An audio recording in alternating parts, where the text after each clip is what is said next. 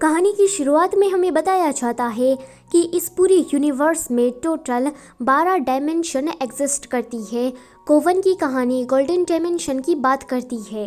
इस कहानी का मेन हीरो वांग दातोंग आयरन डायमेंशन में अपने फ्रेंड शियू को छोड़ने के लिए जा रहा था। यहाँ पर एक डायमेंशन से दूसरी डायमेंशन में जाने के लिए ये लोग डायमेंशन गेट का यूज़ करते हैं। इस गेट में वही लोग जा सकते हैं जिसकी कोवन पावर 8000 से ज़्यादा हो। वांग दादोंग की पावर 9000 थी, इसलिए वो इस रास्ते को आसानी से पार कर सकता है। लेकिन जब दादोंग शियू को लेकर आयरन डायमेंशन में जा रहा था, तभी ही डायमेंशन गेट में एक बग क्रिएट हो जाता है, जिसके कारण वांग दादोंग टाइम ट्रैवल करके 10 साल आगे की गोल्डन डायमेंशन में पहुंच जाता है। वो देखता है कि सारी लड़कियां उसे घूर रही है। वांग दादोंग कहता है कि क्या ये गर्ल्स डॉर्मेट्री है। सारी गर्ल्स उसे मारने लगती है तो दादोंग कहता है कि मैं अकेला और तुम इतनी सारी। ये सुनकर तो भाई सारी गर्ल्स उस पर अपनी जूतियां निकालकर फेंकने वाली थी, लेकिन दादोंग वहां से बचकर भाग जाता है।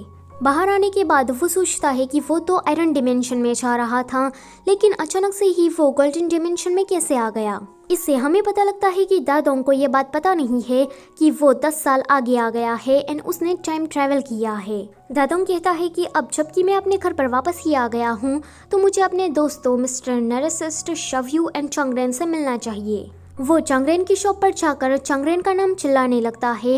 एक भिखारी उठकर कहता है कि चिल्लाना बंद करो, तुम मेरी नींद के रंग में भंग डाल रहे हो। दादोंग उसे पूछता है कि क्या ये चंगरेन की शॉप नहीं है। वो कहता है कि नहीं, ये मेरा घर है।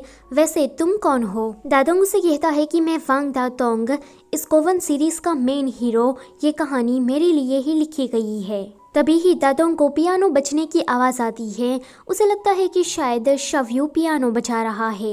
यहाँ पियानो वाली जगह पर कहानी की फीमेल लीड लेतिन पियानो बजा रही थी। दादोंग वहाँ पर पहुँच जाता है एंड दूर से ही लेतिन को देखने लगता है। लेतिन काफ़ी ज़्यादा सैड म्यूज़िक बजा रही थी, तो दादोंग उसके पास आकर उसके पियानो को टच करता है। ये देखकर लेतिन उसे सीधा चाटा लगा देती है, कहती है कि आगे से तुम मेरी चीज़ों को टच मत करना। चाटा खाने के बाद वो कहता है कि ठीक है, नहीं करूँगा। फिर आगे जाने के बाद कहता है कि मुझे तो लगा था कि ये लड़की दुखी है, तो मैं तो बस उसकी मदद करने गया था, पर मुझे क्या पता था कि ये लड़की पूरी सनकी है। आगे दादोंग अपने 2 दोस्तों को कॉल करने की ट्राई करता है, पर उसका कॉल नहीं लग रहा था। तभी ही जीशी नाम की एक लड़की उसका पर्स चुरा कर भागती है, तो दादोंग अपना पर्स लेने के लिए उसके पीछे भागता है। दादोंग देखता है कि जीशी के पीछे एक और लड़का भाग रहा है एंड वो और कोई नहीं पर कहानी का सेकंड मेन लीड वांगजुन था।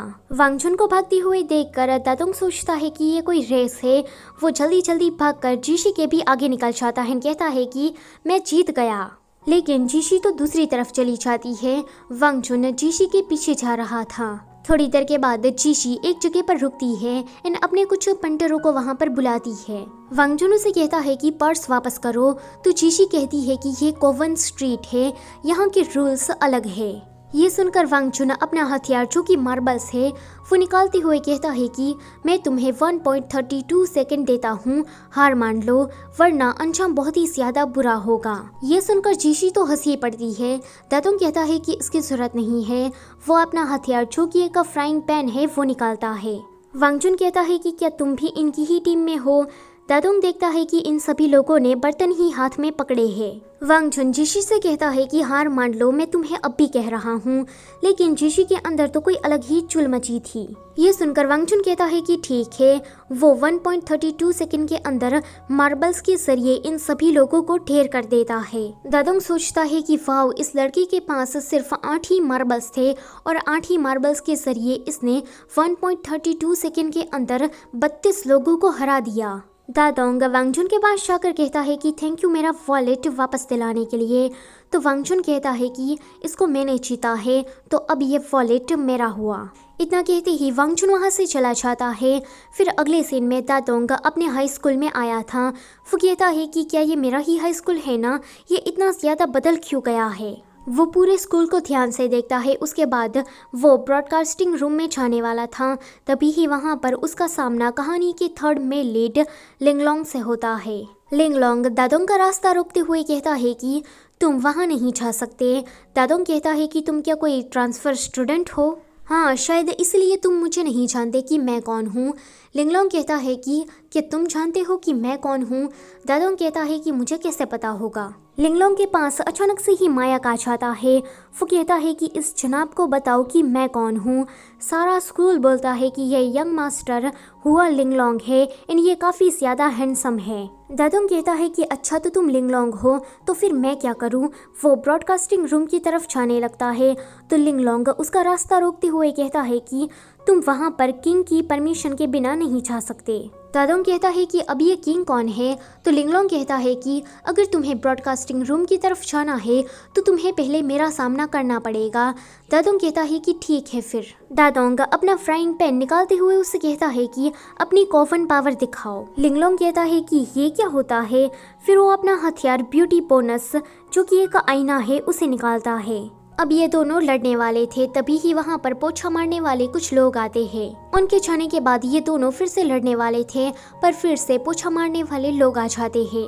तीसरी बार जब ये दोनों लड़ने के लिए जा रहे थे तभी ही दादोंग अपने फ्राइंग पैन की पावर उसे दिखाना चाहता था, लेकिन उसका फ्राइंग पैन तो कोई रिएक्ट ही नहीं करता। ये देखकर दादोंग शॉक हो जाता है। तभी ही वहाँ पर पाउसन नाम का एक साइड कैरेक्टर आता है। वो जब दादोंग को देखता है तो उसके नाक से उल्टी हो जाती है। वो कहता है कि दादोंग तुम जिंदा हो। दादोंग चिल्लाकर कहता है कि पाउसन तुम्हारे कहने का मतलब क्या है। तो पाउसन उसे कहता है कि दादोंग तुम ये चीज़ खुद ही देख लो। पाउसन दादोंग को दिखाता है कि 10 साल पहले कितने सारे लोग खो गए थे। दादोंग देखता है कि इस लिस्ट में उसका और उसके दोनों दोस्तों का नाम है। दादोंग कहता है कि मैं इस चीज को नहीं मानता। तो पाउसन कहता है कि तुम्हें मानना पड़ेगा।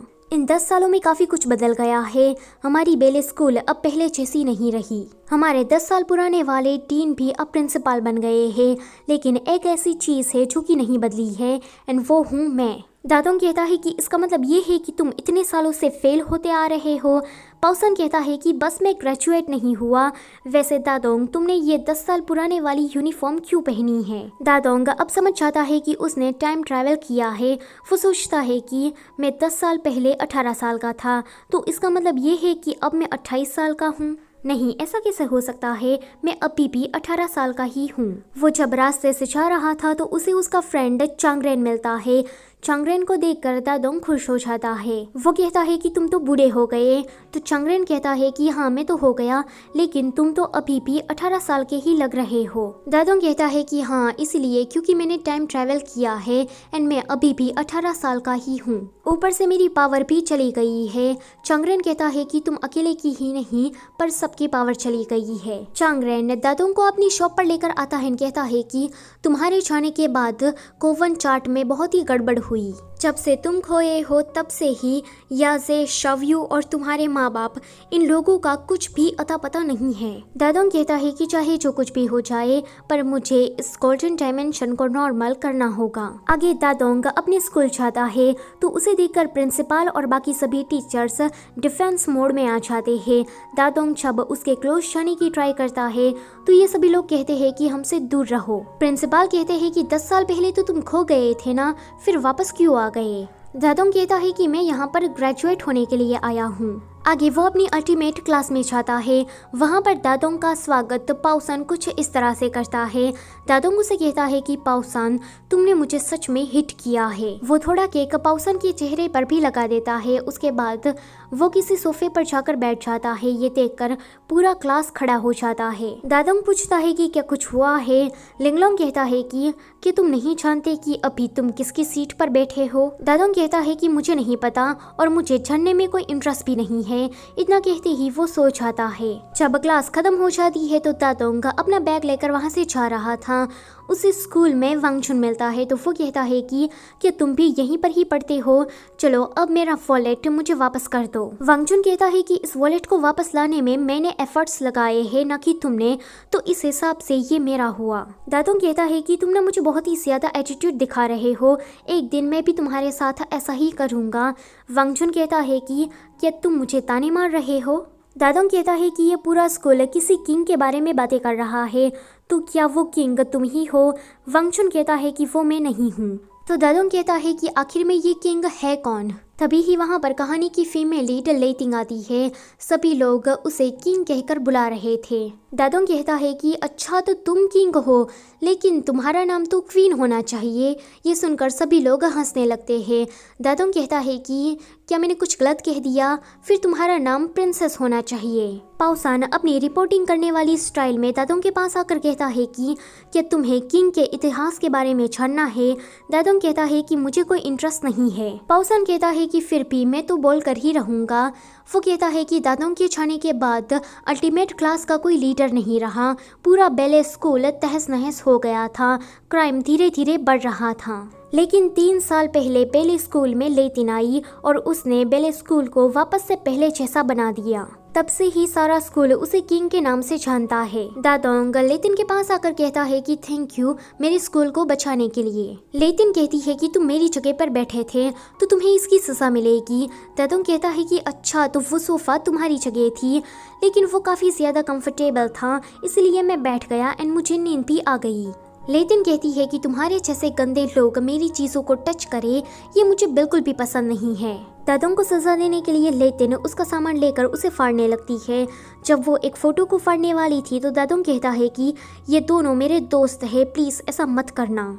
इस फोटो के लिए दादोंग लेटिन से लड़ता भी है। वांगजुन कहता है कि अगर तुम्हें ये चाहिए तो तुम इसे ले सकते हो। लेटिन सोचती है कि क्या ये फोटो उसके लिए इतना ज़्यादा मायने रखता है। फिर दादोंग रात में अपने घर पर वापस आ जाता है। वो कहता है कि पेरेंट्स के बिना ये घर नहीं है, बस एक बिल्डिंग है। वो अपने घर के अंदर जा ही रहा था, तभी ही वो देखता है कि उसकी टीचर अंदर जा रही है। वो सोचता है कि मेरी टीचर यहाँ क्या कर रही है, ज़रूर वो मेरे पेरेंट्स को जानती होगी। तभी ही वो देखता है कि 2 चोर उसके घर के अंदर जा रहे हैं। तो दादोंग सोचता है कि टीचर घर में अकेली है, मुझे उसको बचाना चाहिए। जैसे ही वो उन दोनों चोर को पकड़ने के लिए घर के अंदर एंटर होता है तो वो दोनों चोर वहां से भाग जाते हैं एंड दादोंग टीचर के बाथरूम में पहुंच जाता है। ये दोनों ही एक दूसरे को देखकर चिल्लाते हैं। दादोंग सोचता है कि टीचर अभी बाथरूम में है। टीचर सोचती है कि इसने मुझे बिना मेकअप के देख लिया। दादोंग सोचता है कि मैंने इसके घर का दरवाज़ा तोड़ दिया। टीचर सोचती है कि इसने मेरा टूटा हुआ दांत देख लिया। दोनों ही फिर साथ में सोचते हैं कि इससे बुरा तो और क्या ही हो सकता है। ये सीन यहीं पर ही कट होता है। अगले दिन दादोंग स्कूल आया था। वो देखता है कि वांगजुन आज फिर से किसी का पर्स चुरा कर भाग रहा है। दादोंग उसके पास जाकर कहता है कि तुम लोगों का पर्स दिलाने में उसकी मदद करते हो, ये अच्छी बात है, लेकिन बाद में तुम खुद ही उस पर्स को रख लेते हो, ये बिल्कुल भी अच्छी बात नहीं है। मैं इस पूरी घटना का विक्टिम हूँ तो मुझे पता है कि लोगों पर क्या गुजरती होगी। लेकिन वांगजुन वो तो दादोंग की किसी भी बात को ना सुनते हुए वहाँ से चला जाता है। तो ये देखकर दादोंग कहता है कि मुझे इसका पीछा करके देखना चाहिए कि ये इन सभी पैसों का क्या करता है। इसी के साथ पार्ट नंबर 1 होता है यहीं पर ही खत्म। गाइस, आप लोगों में से जितने भी लोगों ने मेरी चैनल पर कोवन रिएक्ट की एक्सप्लेनेशन को देखा है उनको ये वीडियो समझ में आ रही होगी, और जो भी लोग ये वीडियो पहली बार देख रहे हैं उनको मैं ये कहूँगी कि आप 2-3 एपिसोड और देखेंगे तो आपको सब कुछ समझ में आ जाएगा। और अगर आप चाहो तो कोवन रिएक्ट की एक्सप्लेनेशन को देख सकते हो ऊपर आ रहे आई बटन पर क्लिक करके। वीडियो से छोड़ने से पहले मैं इस कहानी के बारे में एक चुटकू सा स्पॉइलर दे देती हूँ। हर कहानी में ये होता है कि सेकंड में लीड को लास्ट में हीरोइन नहीं मिलती, लेकिन ये कहानी थोड़ी अलग है। तो बस इतना ही था। वीडियो अगर अच्छी लगी है तो उसे लाइक करो और चैनल पर पहली बार आए हो तो उसे सब्सक्राइब करते जाना। Thank you for watching.